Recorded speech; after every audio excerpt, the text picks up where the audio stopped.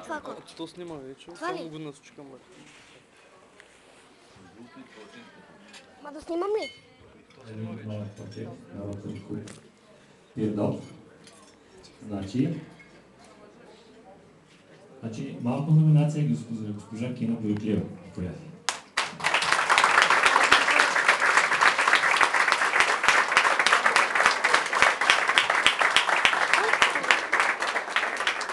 какво е това, бе? Какво й дадаха? Мама, какво й дадаха? Заповядайте. Госпожа Сабина Илиева, една малка номинация.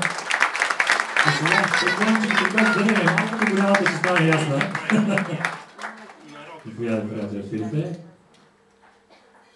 Една малка номинация и за желяз.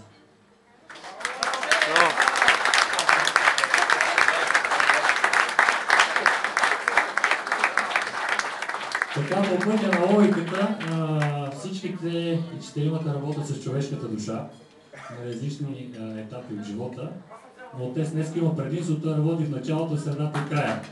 Така че няма да трябва край да помени.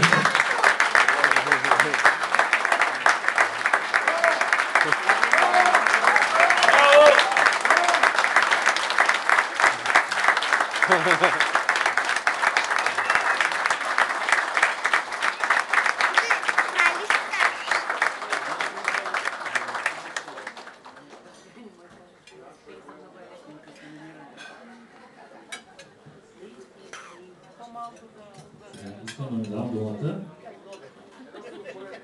Да, и едно стихотворение искам от него.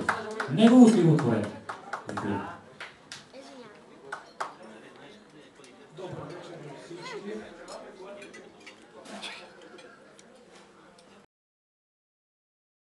Чувствам много така неудобно, защото дамите и господина, които са мен, ако мога да цитирам както е писано в Евангелие, не съм достоен да ръководя обувките, но благодаря за всичко. Като пожелавам на всички членове от Ротари клуб да имат успехи, както в това велико тяхно служение на хората, така също и в техните семейства. На всички членове на Ротари клуб, така също и на другите гости, пожелавам приятни рождественски, коледни и новогодишни празници. И с пожеланието, както са казали древните свети отци, ръка, която дарява, никога не обеднява. Нека те да имат успехи във всяко начинание. И като казахте едно стихотворение, гостите от прекрасния град Охрид, искам да ги поздравя с стихотворението, моето стихотворение Македония, да ни бъда отекчителен. Македония, желаех да видя тази земя, от много години мечтана, но съхранила в себе си безброй чудеса и винаги в слънце огряна. Земя оросена с кръв и сълзи и тъпкана с конски подкови, претегляна често в чужди везни и влачила железни окови. Земя преживяла безброй теглила, но съхранила през вековете милите наши славянски слова и безброй свещени завети.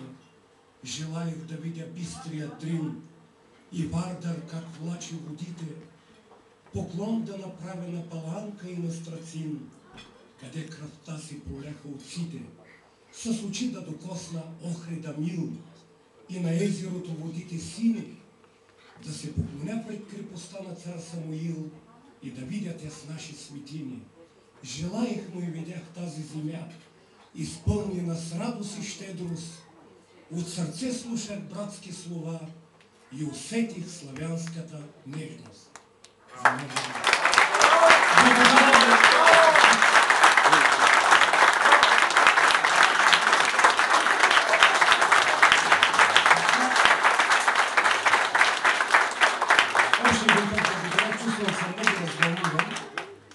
Благодаря за всичко един път.